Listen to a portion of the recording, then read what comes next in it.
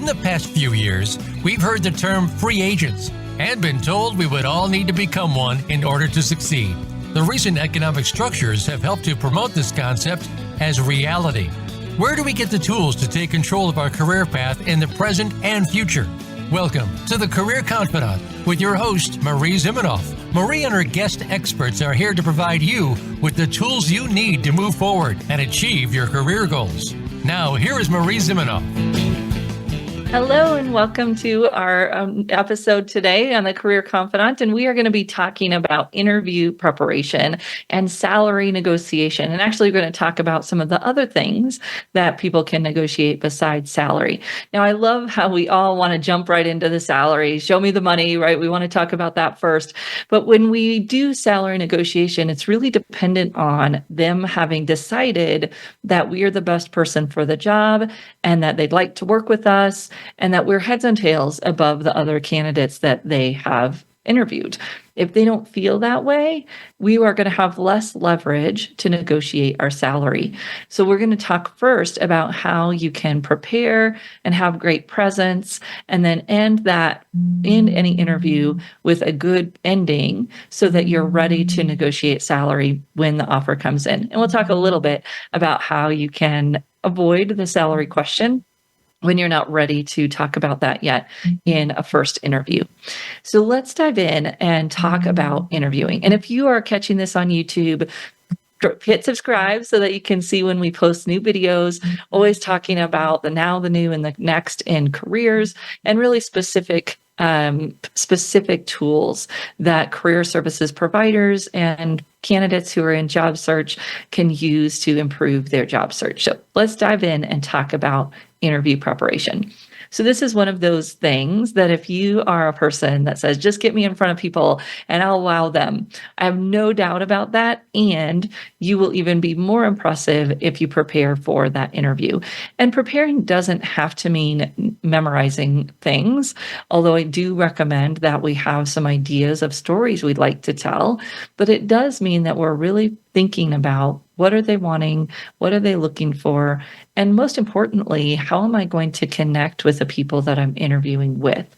And you really can't connect if you're so anxious and feeling unprepared, or even coming off the cuff, because even though it feels off the cuff, a lot of times it's really that you're sitting there thinking about what you're going to say the whole time and not really listening and engaging with the person that's on the other side of the screen or on the other side of the room.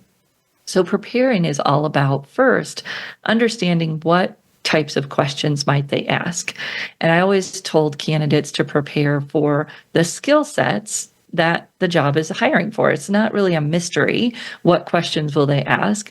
We can get that out of the job description.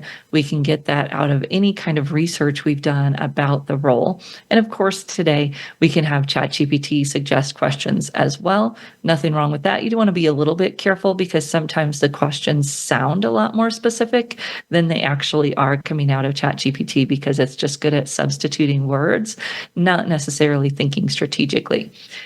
But we're going to talk about that here in just a second. So when we're preparing, the first resource that we have is our job description. What is it that the job was looking for when we applied? Going back to that, making sure we're analyzing that, and our knowledge about the company or the industry. Now, this is where some of those AI tools can come really in handy, because you can set up a persona, a customer persona is what they call it in the marketing world, but we're going to do it for the hiring manager of the job that you're targeting. Now, I love doing this before you write a resume or a cover letter, but you can even do it when you get to the interview phase. So I'm going to go into any large language model AI tool like ChatGPT or Gemini or Claude, and it really doesn't matter which one of those I use. I use those ones versus some other tools because they're verbose. They write a lot, versus something like Perplexity or Copilot. It just doesn't write as many words. And what I want to know is, tell me about this hiring manager. So you think about what is the role of the hiring manager you're going to be talking to, and you put that in there. So tell me what the director of engineering is looking for when they hire an engineering lead for this role, and you could paste in that job description, paste in the industry information, or tell it that this is the company, this is the industry. What is that hiring manager really looking for out of this role? What are they worried about? What are what do they stay up at night thinking about? What do they want to happen? What are their desires? What would a best case scenario look like? And these large language model tools will actually put some of that out. Now, as I said earlier, sometimes it's a little generic, but the more specific you are with your situation, the job description, the company, the industry, actually they are really good at analyzing the big data that's out there on the internet, putting it together and saying, here's what some of the things that your hiring manager is really concerned about. Now, you could ask it that you're going to interview for that role. What are some of the interview questions that you might expect from that? And it will give you some of those interview questions, and you can use those as part of your preparation. You also want to think about yourself, what questions they might be looking for, what skill sets they might be looking for, and do your research, talk to some other people in the field, think about your previous interviews and what types of questions you had then. You can compile all of that and then start thinking about your stories that demonstrate the skills that they're going to be looking for. So if you're applying to a lead engineer role, let's say, in the automotive field, it's going to be very specific skills that they'll be looking for, and the job description and your research can help you with that. And then you've got to have a story that talks about when you have done those things, so that as they ask you, tell me about a time, or even they might ask you a situational question, what would you do if? And for all of those types of questions, it's best if you have a specific example ready to share.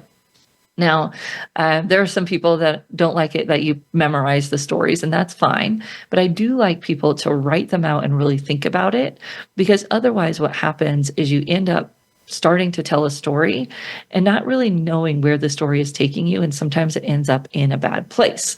So this happens more often with negative questions, like tell me about your worst boss, or tell me about a time you had a problem with a coworker, whatever those questions might be. You really want to think about your answers to those, because if you get too far down the road of a story and the ending wasn't great, if you're not prepared, you don't know how you're going to finish that story in a way that moves the conversation forward, or demonstrates your problem solving skills, or demonstrates your communication skills, whatever it is that you want to do. Now, what I love about writing out your stories, at least a little bit, is you start to get comfort in being able to tell the story. So think about the story about when you met your spouse, or the story of something really important in your life. You tell that story and it's memorized, but it doesn't sound memorized because you've told it so many times. I want you to have a few stories in your back pocket that are like that you could tell the story over and over. You could tell the story with a little bit different slant here or there, longer or shorter, because you just know the story. And when we know a few of our accomplishment stories that well, it does a lot of things for us. One, we can adapt the story and answer a little bit different question than the story was prepared for, because we really know the story. The other thing is that it builds your confidence. When you have practiced some of those stories and you really have a good understanding of what your skills are, what your value is, what those key wins in your career have been, you're walking in more confident from the very beginning. So those tell me about a time questions really hinge on the skill sets that you know the company will be looking for, and you can use all the tools available to you to understand what those might be and prepare your examples. I like to use a context, action, result format, or CAR, right? Context is what was going on at that time. What was the problem you needed to overcome? What was the company's position in the industry, or whatever is relevant in terms of the context for that job and that accomplishment. Then, of course, the A is the action. What did you do? Now, this is important because a lot of times we use a lot of we statements or the team, and that's great, but you've got to balance also being able to share what your role was, what your role on the team was, what actions you took. Otherwise, it feels like you can't do anything by yourself. And I've actually interviewed people that felt that way. Was hiring someone to be the nonprofit coordinator for a small nonprofit where a lot of we didn't happen, right? Because there's 4 people on the team and they had to get things done fairly independently a lot of times. And we asked him some questions, and it was always me, we, the team. And I asked him some pretty poignant questions about what did you do? And he really couldn't answer them. And so I was very hesitant to move him forward in the process because he wasn't going to have a lot of hand holding in the new organization. And it didn't seem like he could get things done on his own. So that we and the team talk is important, but you've also got to be able to share the actions you took. Then, of course, the most important, the result. What was the outcome? Now, it's best if you've thought about what the outcomes the future company wants are, so that when you share the outcomes of your stories, they are aligned with the outcomes that the other company wants. So not all of us make money, save money, all of those things. But can you improve productivity? Can you improve efficiency? Can you help more customers? Whatever it is that that new company is looking for in terms of outcomes, those are the results you want to make sure you're sharing in your stories. So you've done your research, you've used some of the AI tools to help you understand what questions might be asked using the job description, the company, the industry, and then you're preparing your challenge, action, result stories that demonstrate the competencies that your research shows are important. When you do that, now you walk in with kind of this armory of stories that you can use to answer questions that are asked. We're going to take a short break, and when we come back, we're going to talk about showing up in that interview with presence, especially when you're talking about virtual interviews. We'll be right back in just a few minutes. Follow Voice America at facebook.com/Voice America for juicy updates from your favorite radio shows and podcasts. You know that the career landscape has changed and that you need to be proactive about managing your career. You can have the foresight, skills, and confidence you need to take charge of your career and seize opportunities. A strategic advantage and career expert, Marie Zimenoff has helped thousands of leaders like you get focused, get found, and get hired. Visit getcareersmart.com to find out more. That's getcareersmart.com or call 800-521-2080 to schedule your complimentary consultation.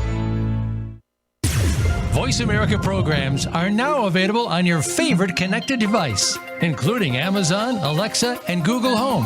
Through streams with Apple Podcasts, TuneIn, and iHeartRadio, listening to your favorite show is as easy as saying the show name followed by the word podcast. Hey, Alexa, play Finding Your Frequency podcast. If that doesn't work, try adding on TuneIn or on iHeartRadio or on Apple Podcasts. When it comes to business, you'll find the experts here. Voice America Business Network.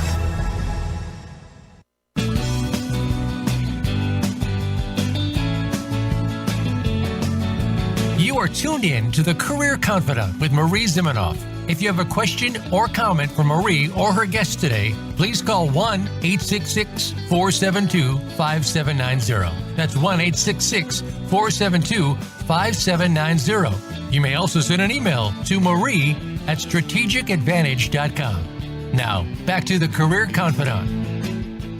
Welcome back to the Career Confidante. And today we've been talking about interviewing, and we were just talking about the preparation phase, really understanding what types of competencies they're going to be looking for, preparing your stories for that, outlining those stories so that you can adjust them, but also practicing a few stories so that you've got the flow, you've got the understanding of how you're going to do that. One of the other things you want to practice is some of the commonly asked questions.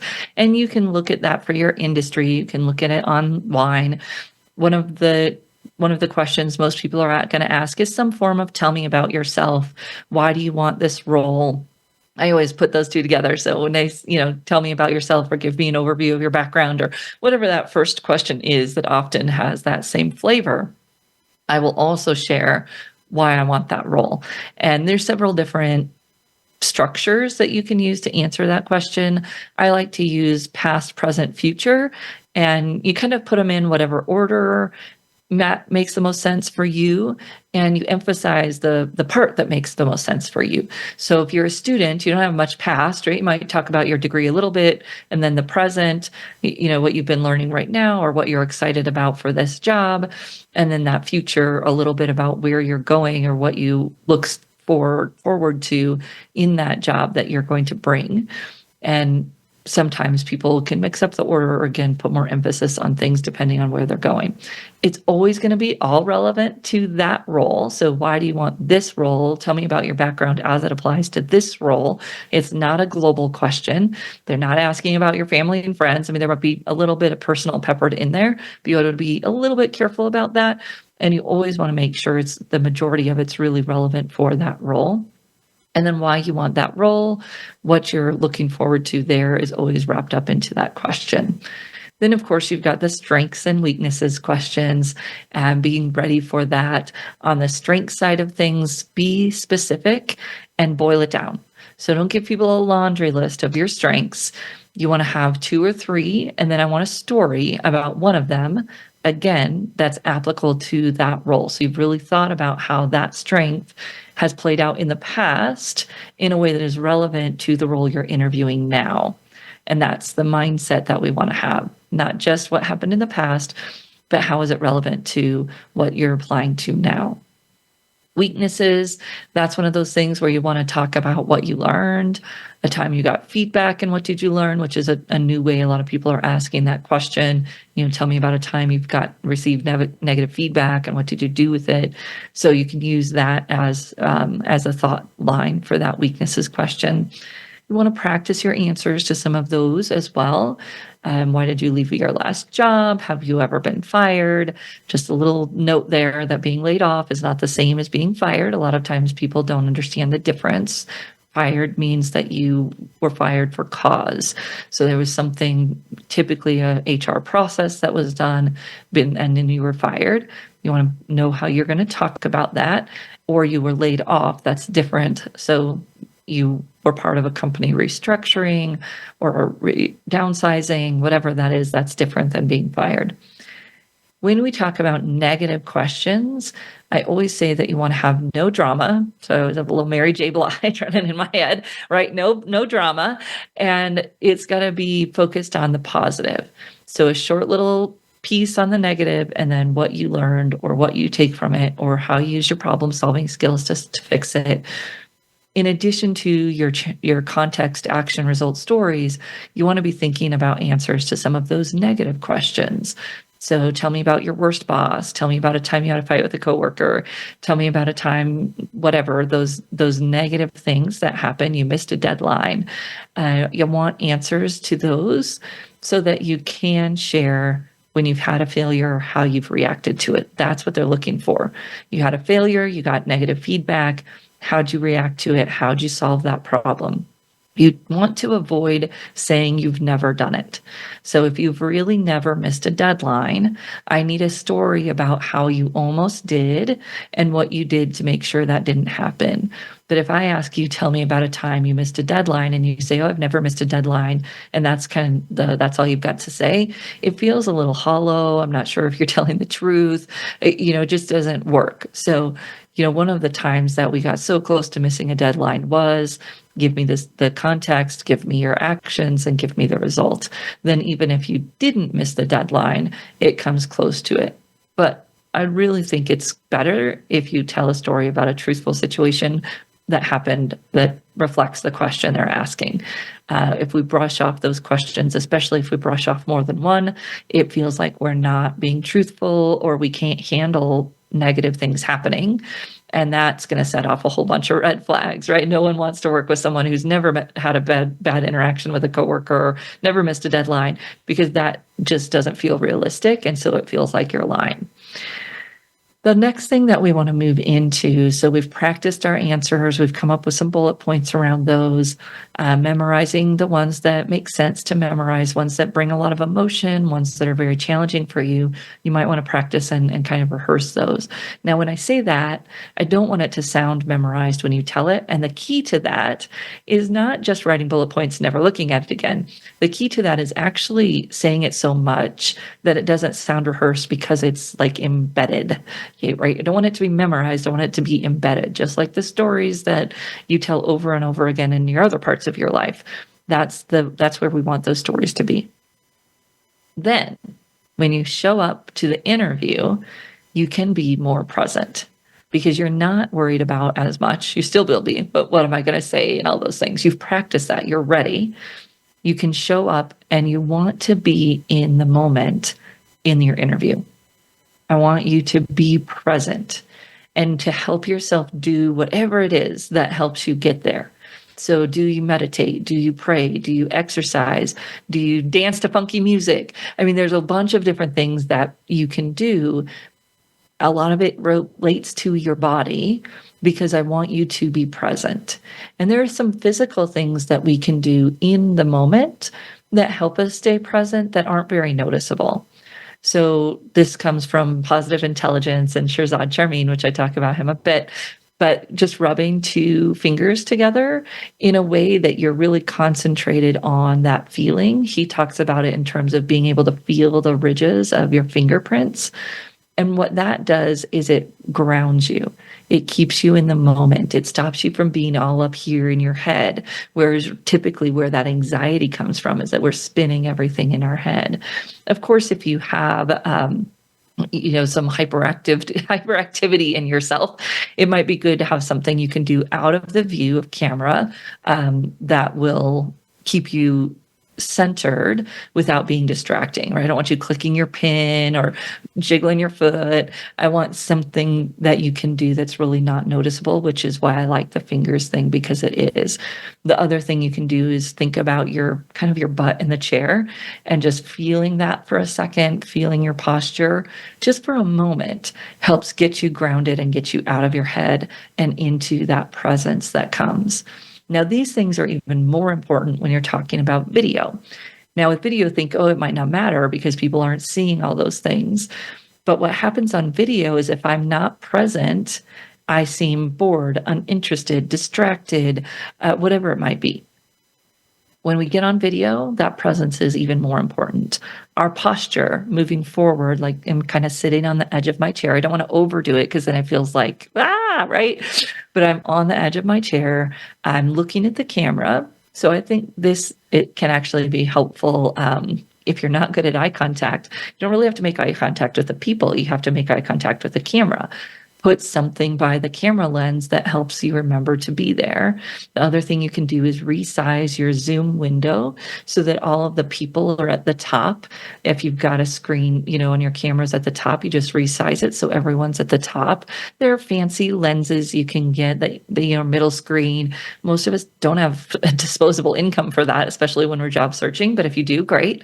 You can use some types of technologies that make it look like you're always looking at the camera. That's fine too.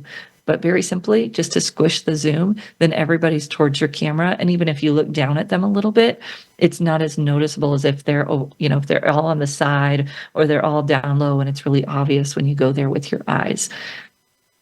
Our energy, our focus, our intention is to connect and engage and learn from the people on the other side of the screen or on the other side of the table. Coming with that thought, that feeling, that curiosity, one, it's going to help you be a little bit less anxious because it's not all about you, it's about them too. And two, it's going to help you show up in a more engaging way because I'm interested in the other people that I'm meeting. And if you have to kind of fake it, that's fine. It's better than nothing. But hopefully, if you're going to interview for this job, you are genuinely interested in the people that you're interviewing with. And remember, if you're going for a technical role and you're only interviewing with HR, think about all the things that HR owns that would be of interest to you. So professional development, benefits, all of those things. You might not be asking about those yet in this interview, but you think about these are the reasons that I need to understand this person's role, the way they interact with the job I would do, all of those pieces, so that when we do get to the right part of the interview, I already have an understanding of them and can build on that. That focus of and the intention of connecting, learning, understanding will really help you show up with what we call presence, right? That you're there, that you're focused, that you're thinking about the other person on the other side of the table or on the other side of the screen. And this was one of the newer pieces of research that came up this January. Sylvia Ann Hewlett did a study on presence, executive presence, but it comes into everybody's interviews. That if we show up and can command a Zoom screen, it makes such a difference. And the way that you do that, we think it's something that some people are born with that I'm not, but that's actually not true. It may be easier for some people than others, but it's a skill that all of us can learn. And it has a lot to do with showing up with curiosity and confidence and an intent to connect. So that confidence comes from your preparation. The curiosity comes from really understanding and being interested in meeting these people that you're going to be working with. Hopefully that's not too much of a stretch. If it is, maybe it's not the best job to be interviewing with. And that intent to connect, that I want to meet these people. I want to understand if I would be a good fit with them, if they would be a good fit with me. And that's the intent that I come into with everything that I do. And it's not about being someone else. It's not about, performing. It's really about just showing up with that intention. Now, I just said that it's not about performing, but there are a few things we can steal from the world of performance that can help us do better. So we've played around a few of these in our interviewing class. And if you are a coach, we've got an in-depth 6-week program, certified interview and compensation negotiation coach. Hang with me because we're going to talk about the compensation negotiation piece here in just a minute. But we've been playing around with in that program and an opportunity to get people out of themselves. So let's say you've got someone that's really quiet.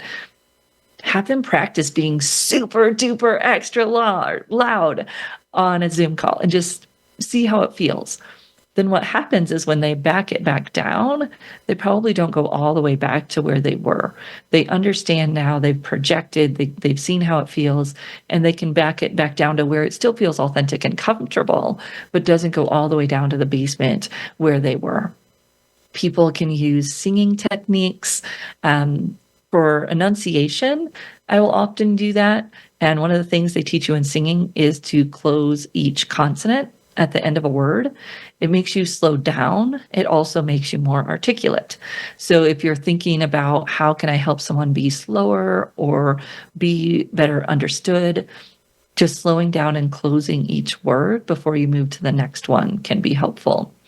So those are some tricks that we can use from the world of performance, even though we're not really thinking about performing here in the interview. So I'm going to put that link for the coaching class down below. And if you're joining us on YouTube, again, make sure that you like and subscribe so that you get notified when we're up again. We're going to take a short break. And when we come back, we'll talk about that salary negotiation. How do you end an interview so that you can profit from this new job or the promotion in the best way possible? We'll be right back in just a few minutes. Voice America is on LinkedIn. Connect with us today. You know that the career landscape has changed and that you need to be proactive about managing your career. You can have the foresight, skills, and confidence you need to take charge of your career and seize opportunities. A strategic advantage and career expert, Marie Zimenoff has helped thousands of leaders like you get focused, get found, and get hired. Visit getcareersmart.com to find out more. That's getcareersmart.com or call 800-521-2080 to schedule your complimentary consultation. Have you become a member yet? Sign up now to become a member of Voice America. It's always free and easy. Plus, you get to take advantage of some great member benefits. Get unlimited access to millions of hours of on-demand content across all of our channels. Keep track of your favorite episodes, shows, and hosts in your own customizable library. Find out what shows you might be interested in based on your favorites. Plus, you get insider access with our newsletter. Membership gives you more. Sign up at voiceamerica.com and click register at the top right. When it comes to business, you'll find the experts here. Voice America Business Network.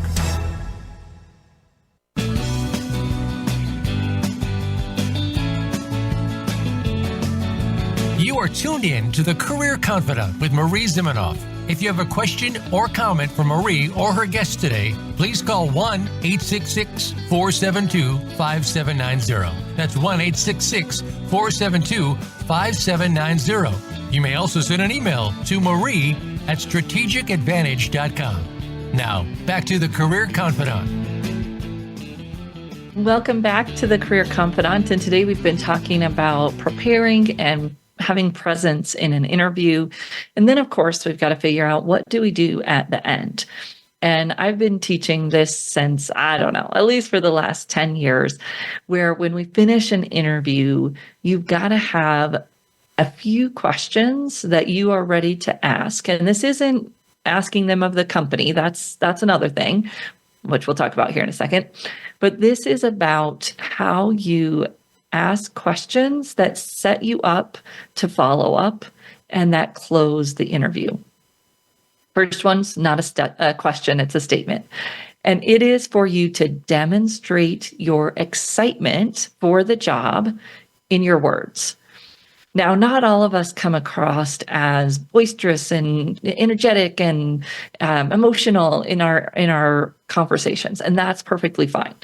But we do want to make sure people know we're interested. So I recommend you come up with a word that fits for you that has some emotional tie to it. So excited, interested, love, passion, whatever fits for you. And I want you to plan saying it at least twice. Once is at the beginning. So we talked about your answer to the tell me about yourself question or walk me through your resume or whatever they say at the very beginning. You want to say that, thank you, I'm so excited to be here, or thank you, I really look forward to learning more about this opportunity because, and then you go into your answer. This gets your emotion into it as soon as possible, and it tells them you're excited, you're interested. There's nothing worse than getting down to the end of the interview, and because you're anxious or you're dealing with a technology, or maybe you were running late that day and you're a little frazzled when you get there in person, that they just don't feel that energy from you. We don't want that. When you practice saying the words, it actually brings the energy and emotion along with it. So when I say I'm interested, I'm excited, and you don't have to say it with those kinds of intonations, but when I say those words, it automatically brings some emotional energy with it. So you're going to say it at the beginning, and then I want you to just practice saying it at the end. They say, do you have any questions for us? Thank you so much for your time. I really look forward to learning more about the process and the next step. I do have a few questions for right now. And then you've got your questions lined up. Then you're going to ask, what is the next step in the process? Who can you expect to hear from? And who can you follow up with if you haven't heard by that time? Then you never leave an interview wondering when to follow up or how to follow up. You should know because you ask, what does the next step in the process look like? When will I hear? Who should I follow up with if I haven't heard by that time? Those questions every time you interview. Now, the questions that will change are the ones that are specific to the job. And although there are some canned questions that you can have ready to ask, I highly recommend that you do your work before each interview, thinking about what you need to know. Now, we did talk about earlier how you could use large language models like ChatGPT or Gemini to put in a customer persona for the hiring manager. So tell me about the hiring manager for this lead engineer role in this industry. Here's the job description. What would they be looking for? What are their concerns? All of those questions I can ask this large language model. If you want more insights on that, drop me a note and I'll send it to you. We've got the whole process put together. When we do that, then we can also follow up in that same chat thread and say, what questions would it be good for me to ask at the end of my interview? And it will give you some suggestions, much better than the generic ones that you can find on most lists. You do also want to read some of those lists of generic questions that you can ask, and you want to think about what makes the most sense for this interview. You also want to make sure you are not asking a question that is answered on their website. You want to make sure you've looked at everything, you've read everything. And then you could say, I read on your website, ... Tell me more, or what about this? And you're moving the conversation deeper than what you could read on the website. That's fine. We want to make sure you're not asking questions that are easily answered. I love to ask people what they enjoy about working there, what's their favorite part of it, those types of questions. If you have specific things that you're worried about, of course, you want to ask those questions. Tell me about your professional development. But some of those you want to be careful about when you ask. Those might not be first date questions. Those might be second date questions. So you just want to think about, is this appropriate time for this question?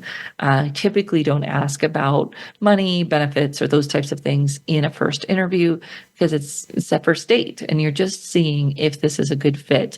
And then usually there's a second interview where you can ask those questions. Typically, there's 3 or 4 interviews, and you'll have plenty of time to ask those types of questions to make sure you don't get too far down the road. Figure out what you want to ask and then tack those follow-up questions on the end.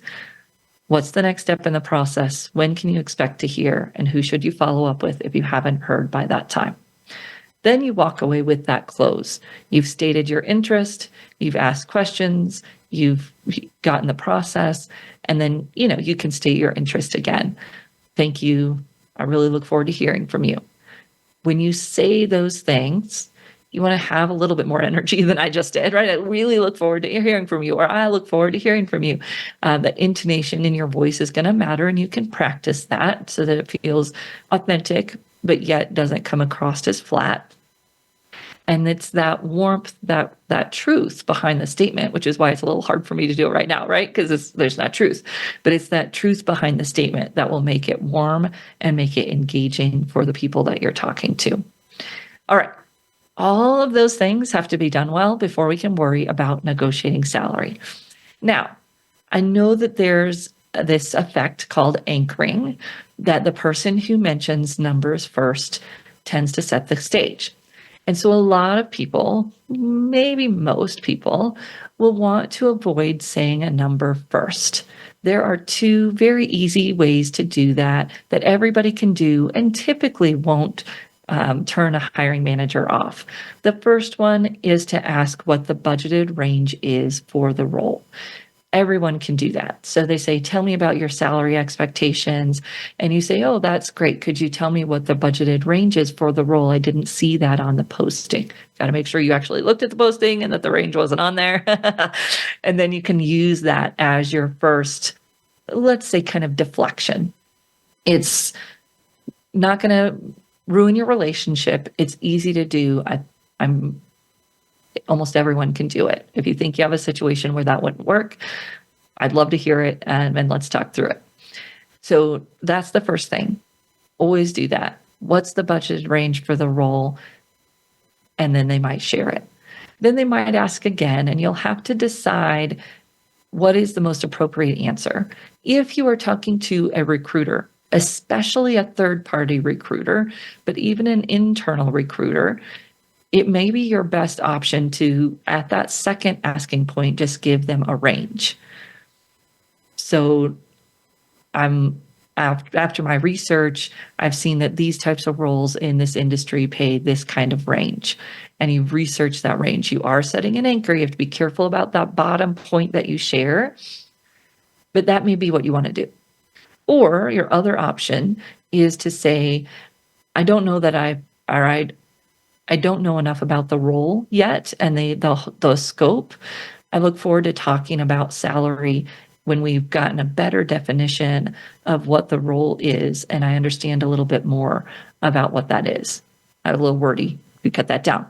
But that's the idea, is that you're saying I'd like to delay that conversation until I understand better the scope of the role and the total compensation that would be involved. That can be an option. And you kind of have to feel it out as to which way you want to go there. Do you want to give the range, or do you want to delay one more time and say, I'd rather talk about that when I know more about the entire scope of the role and the entire compensation package that's being offered? Those are both options for you. Now, there are some schools of thought that really push delay, but I've talked to a lot of recruiters who don't like that. It makes them feel like you're running around. And so there is a risk in that delay. And sometimes you might want to take that risk when either you haven't been able to do great research or you're really nervous about dropping that range and it being off, then you might want to delay again. If you don't need to delay again, if you can share a range, then do that. Today, I feel like most people are getting used to sharing the range of the role. So that first question might do you well just in and of itself. Can you tell me the dedicated range for this role or the budgeted range for this role? Everybody can ask that. And then you do want to be careful about a range when you share it.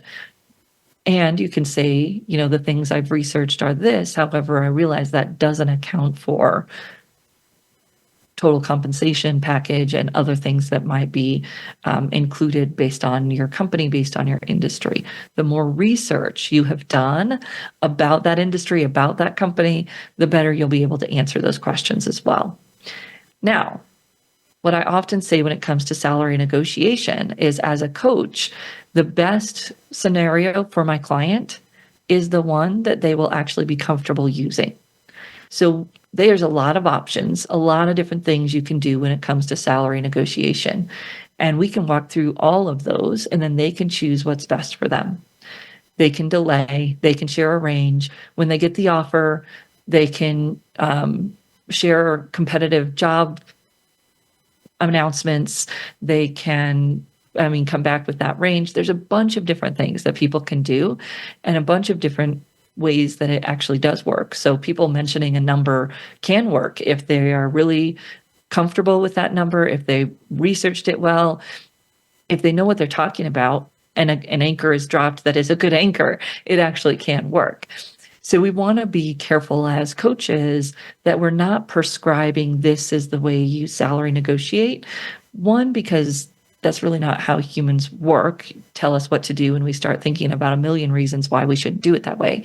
And two, because there isn't actually just one way. If you read a lot of books, you find that there's different ways that different people say are the way, which tells me that there isn't the way. And in fact, we can work through it with our clients to help them understand the way for them, which is the one they'll use, which then makes it effective much more so than any other way. So that if you want to get more on that, again, got our certified interview and compensation negotiation coach coming up. We're going to take a short break. And when we come back, I'm going to share just a few of the other things you can negotiate besides salary and what the research says is most likely to be able to be negotiated besides salary. We'll take a short break and we'll be right back. Voice America is on your favorite smart speaker. If you have Alexa or Google Home, go ahead and give us a try. Hey Alexa, play Finding Your Frequency podcast on TuneIn. You know that the career landscape has changed and that you need to be proactive about managing your career. You can have the foresight, skills, and confidence you need to take charge of your career and seize opportunities. A strategic advantage and career expert, Marie Zimenoff has helped thousands of leaders like you get focused, get found, and get hired. Visit getcareersmart.com to find out more. That's getcareersmart.com or call 800-521-2080 to schedule your complimentary consultation. A little birdie told me Voice America is on X. Follow us at Voice America TRN. Are you a business owner, 1099 contractor, part-time employee, or volunteer who needs group health coverage you can actually afford? Do you know a nonprofit who would benefit from unlimited zero-cost funding? How about cost reduction, school safety, mental health wellness, and more? All these and more are fair game on Finding Certainty. If you want more certainty in your own life, you are not alone. Join us each Friday at 9 a.m. Pacific, 12 p.m. Eastern on the Voice America Business Channel.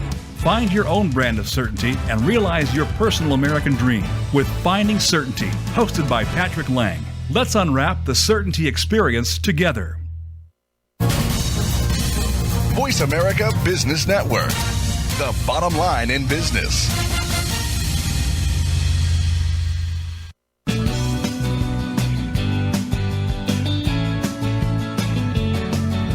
You are tuned in to the Career Confidant with Marie Zimenoff. If you have a question or comment for Marie or her guest today, please call 1-866-472-5790. That's 1-866-472-5790. You may also send an email to marie@strategicadvantage.com. Now, back to the Career Confidant.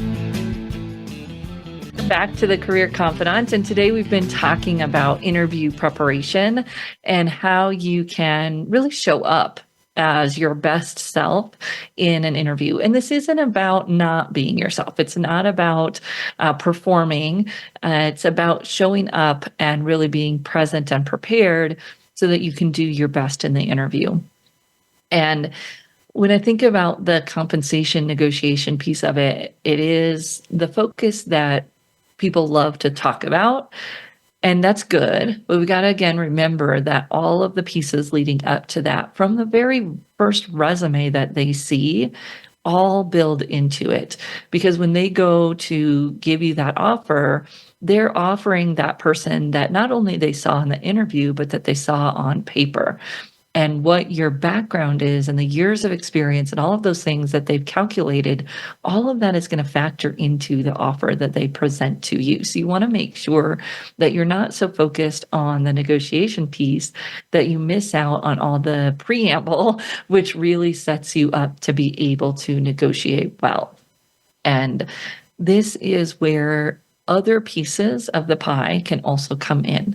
So if you want to negotiate salary, but let's say there's just not much flexibility there. So a lot of companies have set very strict wage guidelines to try to prevent wage differentiation between, genders or whatever. So if they've got their category of this is the wage that we're offering, don't forget that there are other things available. And in fact, what the specialists in the wage gap have seen is that now the wage gap is closed in those companies, but other things are getting negotiated by some people and not by others, or offered to some people and not to others. So you just want to be aware of that and think about the other items that you might be able to negotiate. And it's a pretty long list just based on your industry, your interests, your situation, what might fit for you. So you can negotiate professional development. So if they don't have a company policy, you could ask, could we get $1,000 a year, $1,500 a year, $2,000, whatever it is, for professional development days, to go out and do that learning. Could you get benefits? Now, benefits are a little bit stickier because they're typically set, but there might be some things that have flexibility. For instance, if you get a certain amount of vacation days, is there the possibility to take more or accrue them faster? And I've told this story before, but when my husband and my brother-in-law interviewed at the same company about a year apart, and one of them went in, I won't throw the person under the bus this time. One of them went in and tried to negotiate more days off and just got a no. The other one went in and said they'd like another week of vacation because the company gave another week of vacation when you hit 5 years experience. And this person had 5 years of experience, but didn't have it at that company. And so they got the extra year of the extra week of vacation because they framed it in a way that fit inside the company policy. So when you're trying to negotiate for some of these things, you want to do your research and really understand the company framework so that as you negotiate, you can fit whatever you're asking for into their framework. So I'd like another week of vacation. I understand that you give that once someone has 5 years of experience. I have 5 years of experience. It just wasn't at your company. And then, presto, there it was. You can negotiate bonuses, of course, or raises. You want to be careful with that because even if it's in writing, it may or may not be executed. So if someone is offering you a very low entry salary, but they're saying, we'll review it in 6 months, you just got to take that with a grain of salt and figure out if it's really the best fit for you. What we know is that if you don't negotiate at the beginning, that is your trajectory from then on out. And at some companies, that might be incredibly true. So there are some companies where you get a certain percentage of raise every year, no matter what. So if the company is really structured, some of them have built in these, I don't really understand why, but so if you go from one position to the next, you can still only get a certain percentage of a raise, and that's the most. So if you don't negotiate when you're getting in, you might, kind of push your salary down for the rest of your trajectory at that company. And then because companies typically ask about your last salary, although they're stopping a little bit, it could stunt your growth even when you change companies.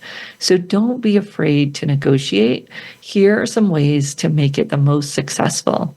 1, always approach it with a collaborative tone. Your offer was this. The market value is more this. How could we work together to move closer to that? So collaborative language. 2, research-based.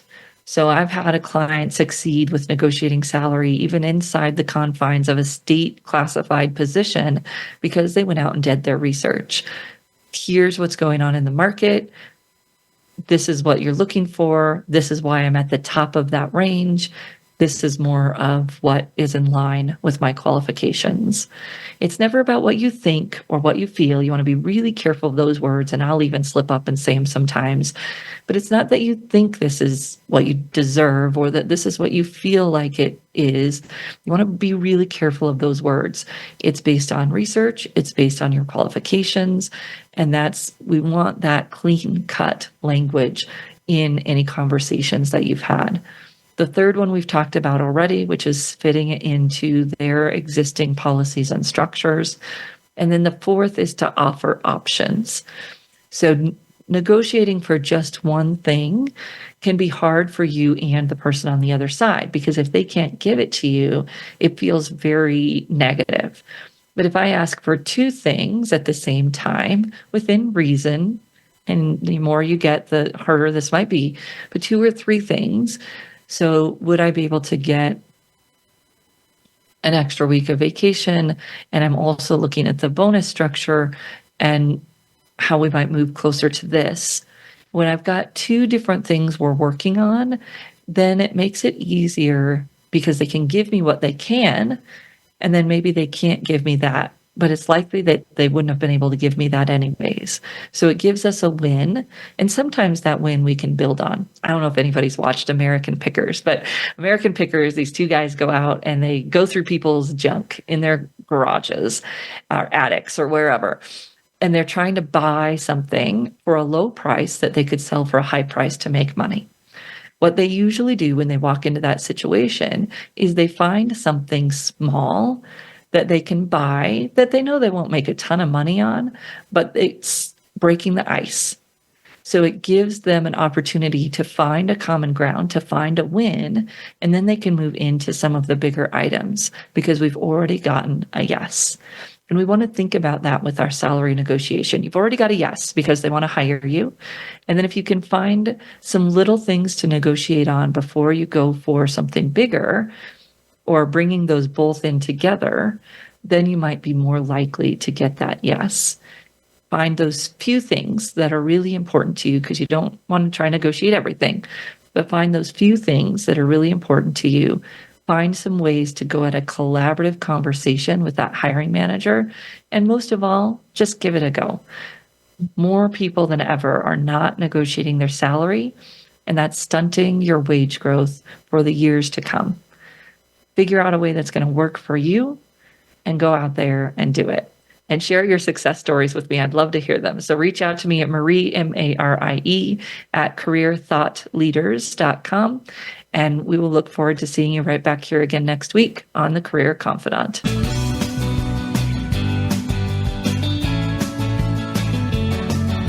Thank you for listening to the Career Confidant. Marie Zimenoff will return again with another terrific guest next Monday at 2 p.m. Eastern Time, 11 a.m. Pacific on the Voice America Business Channel. Be sure to join us then.